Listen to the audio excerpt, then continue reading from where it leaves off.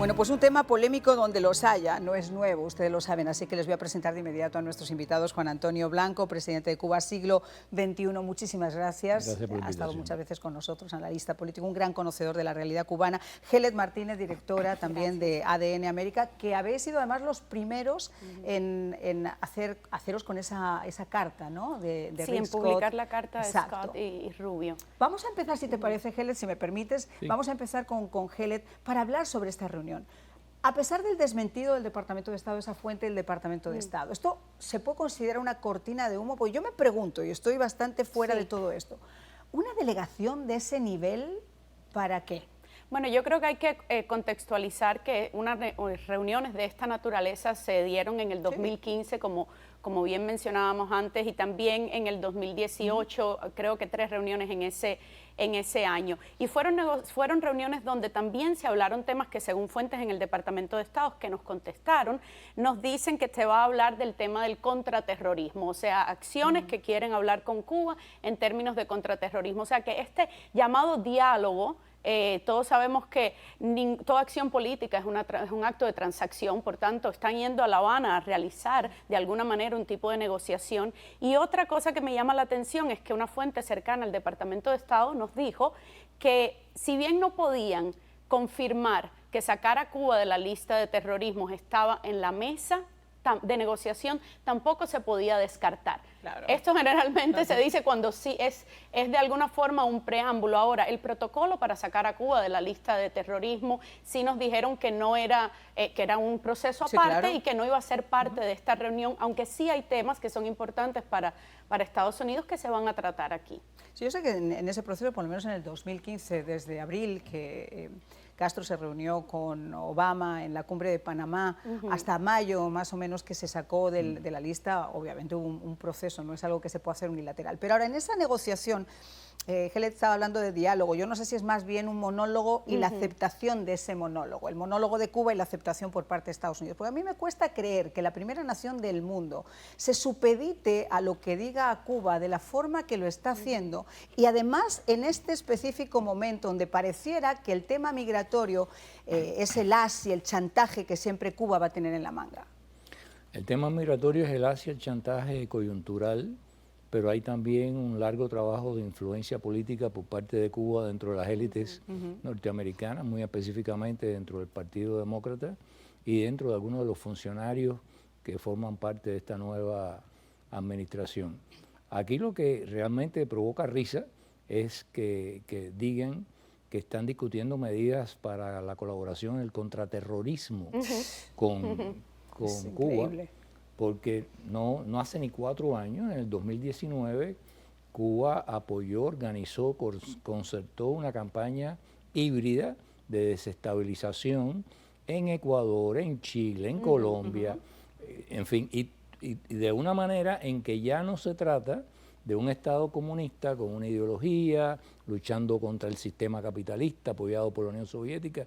No, ahora son estados criminales como la Rusia de Putin, como Cuba. Por cierto, el mayor jefe del Consejo de Seguridad de Putin, que ha estado involucrado en todo este rollo de la guerra de Ucrania, estuvo en La Habana un mes antes de que empezaran las operaciones de desestabilización que han sido denunciadas por los bolivianos en aquel momento. Claro. Capturaron a 4 cubanos repartiendo dinero. Colombia igual. En la Plaza Murillo, por Colombia, por Chile, por el propio Ecuador. Aquí ha estado la que era ministra de Gobernación y ha dado los datos de cómo descubrieron los cubanos haciendo este tipo de cosas. Y por ahí, por ese mundo, anda un personaje conocido como el Gallo Zamora, Carlos Rafael Zamora, que es como el White American, la versión cubana. Donde quiera que ha habido una desestabilización, estaba el tipo. Ahora está en Perú.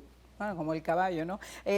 Ahora, vamos a remontarnos no solamente ya a la capacidad de desestabilización que tiene Cuba en otros países de América Latina, sino sin ir más lejos, una de las razones principales por las cuales te pueden sacar de esa lista es que tú hayas demostrado que durante 6 meses no has cometido ningún acto de promoción del terrorismo, ni hayas albergado, etcétera, etcétera, y que en el futuro te comprometas a no hacerlo. Cosa que aquí se da, pero vamos, de bruces, por lo que estaba comentando Juan Antonio, y porque además sigue siendo guarida de cuánto terrorista existe y cuánto guerrillero existe en América Latina, sobre todo si son marxistas. Entonces, ¿por qué en este momento, Gelet?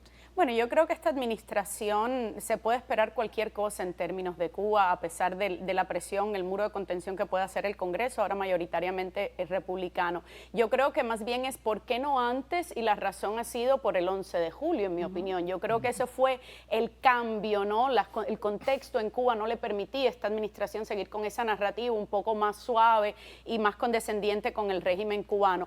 Pero en estos momentos, cuando hay tantos presos políticos, en este éxodo que ha sido también desde mi perspectiva y probablemente desde las muchas organizaciones de derechos humanos, este éxodo masivo ha sido orquestado por la dictadura cubana, con aerolíneas además venezolanas sancionadas por el Departamento de Estado, tickets que se venden desde Miami, el Departamento de Estado lo sabe.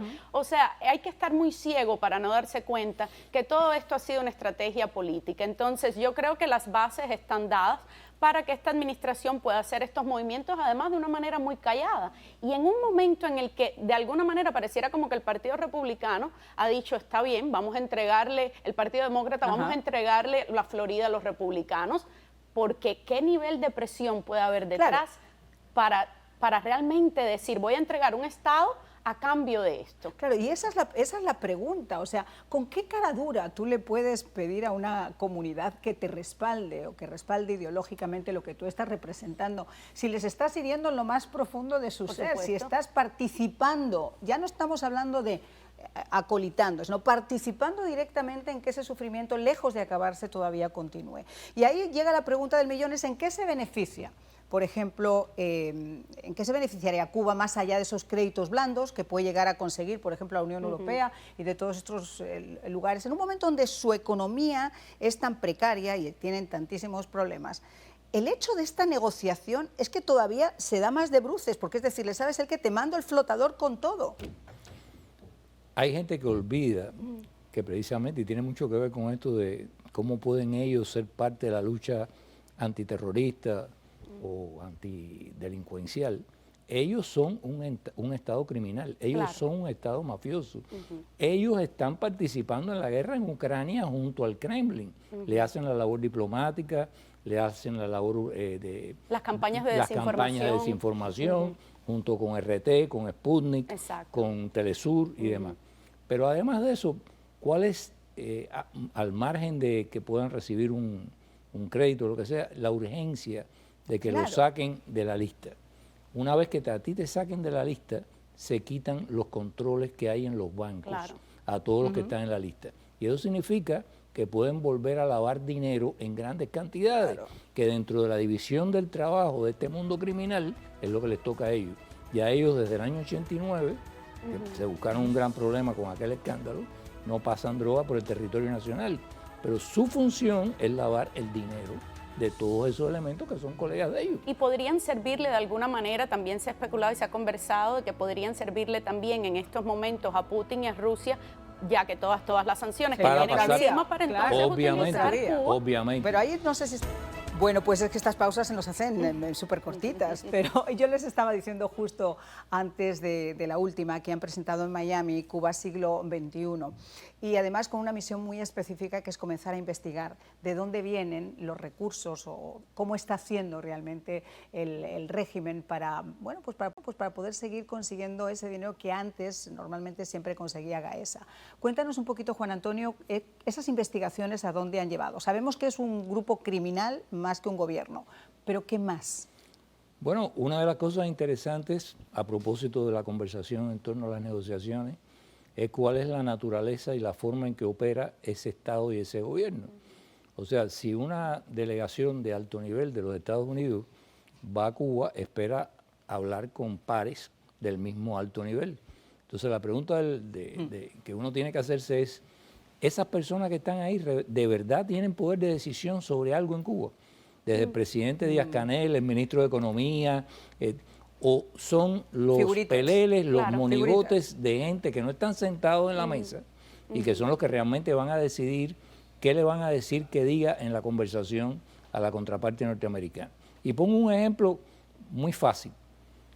Tuvimos el COVID, ¿no? En Cuba, la pandemia de COVID. Se murieron decenas de miles de personas. El Economist lo considera entre las tasas de mortalidad más altas que hubo en el mundo por COVID. Se gastaron 56 millones de dólares en salud pública y se estaban gastando 4.000 millones de dólares en construir nuevos hoteles 5 estrellas para Gaesa. ¿Podía el presidente de Cuba decirle a Gaesa, no, para esa construcción y dame 2.000 millones que lo necesito para comprar balones de oxígeno, ambulancias? No. ¿Por qué? Porque no tenía poder para eso. ¿Eso o la pregunta es no me interesa? Exacto. Claro. Porque Ahora, yo me voy más hacia el lado de que no le interesa. Al final del día, los beneficios de Gaesa repercuten en mucha gente. El hecho de que haya 15 cubanos en la isla menos con COVID no les importa absolutamente nada, porque ellos son quienes han condenado a la muerte a la población. Y la pobreza es un mecanismo de control de ese régimen, o sea, necesita que las personas sean pobres. Además, es un régimen que tiene un gasto en recursos de inteligencia y contrainteligencia que es desproporcional en comparación con otros países de América Latina. Ahora mismo, hablemos, por ejemplo, de las visas que van a dar. Estamos hablando de que aumentaron el número a 40.000, un promedio así, pero Cuba está cobrando $300 por cada acta médica que lo necesitas para ir a la embajada. Multiplica eso por $300, algo que es inalcanzable con los salarios entonces que se pagan en Cuba, o sea, porque saben que quienes están financiando el éxodo y sacar a los familiares somos las personas en el exterior. Entonces ellos no pierden oportunidad de extorsionar y de sacarle dinero al pueblo Sobre todo cubano. porque la mayor parte de los beneficios de Gaesa acaban en paraísos fiscales, como ocurrió con López Calleja y con todo el entorno de Raúl Castro. Ahora, hemos hablado, Gelet está hablando del tema migratorio, y a mí me ha parecido siempre, y corríjame si estoy equivocado, que Cuba ha utilizado, como utiliza muchas cosas, como utiliza los propios presos políticos, ha utilizado la migración como una forma de chantaje, como una carta en la manga que saco y ahí te obligo. Y yo creo que esta administración en este momento está ante la tesitura de qué hago para frenar este flujo migratorio, sin darse cuenta que eso puede continuar por cualquier sitio. Y coincido plenamente con lo que tú estás diciendo, y además hay una cosa muy interesante. Todas esas crisis migratorias orquestadas han ocurrido bajo administraciones demócratas.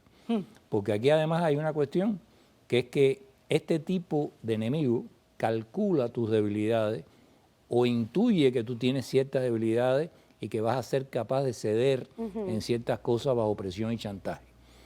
Y hay un ejemplo que es el más dramático de todos que ha habido en esta historia, que fue cuando Kennedy acababa de ser electo, se reunió con Khrushchev para discutir Berlín y otras cosas en Europa. Khrushchev creyó haber visto un hombre débil, joven, inexperto, y decidió que podía poner cohetes intermedios nucleares en Cuba. Y por poco vamos a una guerra nuclear por ese cálculo de las debilidades de tu adversario. Enseñarle la menor debilidad a esta gente, que solamente entiende el lenguaje de la fuerza, es sencillamente condenarte a ti mismo a que la crisis que tú quieres evitar la vas a agravar. O sea, cuando tú quieres evitar una crisis con el enemigo, no, déjame de hacerle alguna concesión, porque a lo mejor de esa manera, a lo mejor lo que estás haciendo es creando las condiciones para que esa crisis se agudice y llegue a una situación que ya sea Fíjate que incontrolable. ese pensamiento lo compartíamos ayer con el expresidente del gobierno, José María Aznar, que decía que el grave problema de negociar ahora, negociar en este momento, que no es el preciso, es dar esa imagen de debilidad que siempre va a ser utilizado por el que tiene más intereses que tú en jugarte la partida. Y sobre todo, Gelet, porque en este tema, además, desgraciadamente podemos caer en el copycat. Y no es solamente Cuba, podemos pensar que Nicaragua, que ha estado a la par, el amigo de mi amigo puede igual, ha estado a la par, pueda de alguna forma tratar de hacer lo mismo. En Venezuela ya hemos visto que esas negociaciones ya se han producido, es decir, esto no es nuevo en esta administración. Bueno, y nosotros reportamos hace algunos meses cómo también algunos activistas venezolanos estaban denunciando que estaban sacando presos de las cárceles en Venezuela y mandándolos por la frontera, que es de alguna manera un poco lo que ocurrió en el Mariel, y no tuvo, incluso hubo un reporte también del Departamento de Homeland Security que se filtró, pero no tuvo la repercusión en medios internacionales que tuvo, por ejemplo, un Mariel. Yo quiero acotar algo que mencionaba Juan Antonio, y es sobre el tema de la influencia en Estados Unidos. Recordemos que una de las mayores operaciones de Ana Belén Montes no fue solo el espionaje en términos de cuántos secretos tomó y le dio a Cuba, sino la campaña de influencia que hizo para convencer a Washington, todo el status quo, exacto, de que Cuba no representaba una amenaza. Y eso mismo fue citado por muchos demócratas aquí en Florida, cuando el engagement, cuando el deshielo Obama, o sea, citaban a Ana Belén Montes reportes de una espía para sustentar de que Cuba no representaba una amenaza. En estos momentos yo creo que no está de más descartar que existen también personas dentro de los sistemas de inteligencia de este país que trabajan o que están a favor de una política de acercamiento a Cuba y que pueden ser ciertos agentes de influencias de Cuba. Este programa daría para hablar muchísimo, porque la pregunta del millón, ¿dónde radica entonces el poder en Cuba en estos momentos? Pero en estos 2 minutos que nos queda, Juan Antonio. El poder no radica en el gobierno formal, esa es una fachada que tiene una oligarquía opaca que está detrás de ese poder. Y lo peor es el sistema que rige en ese país. Y voy a tu introducción, a tu apertura. Hasta que en ese país no haya un sistema de sociedad abierta, democrática, con poderes separados, con un Estado de Derecho, este país no tiene ninguna garantía de seguridad nacional. Totalmente, Helen. Estoy de acuerdo en que no hay un diálogo. Yo creo que esta es una vez más, esta administración, el mensaje que está enviando es de legitimar a la dictadura cubana, de que no lo considera una organización criminal que ha oprimido y desestabilizado por más de 60 años América Latina y entrenado incluso terroristas en Algeria, en Libia, Hamas, que apoya a Hamas, sino que lo considera un gobierno legítimo con el que está dispuesto a sentarse en una supuesta mesa de negociaciones como si estuviéramos hablando de México. Eso me parece que como comunidad nos debe preocupar.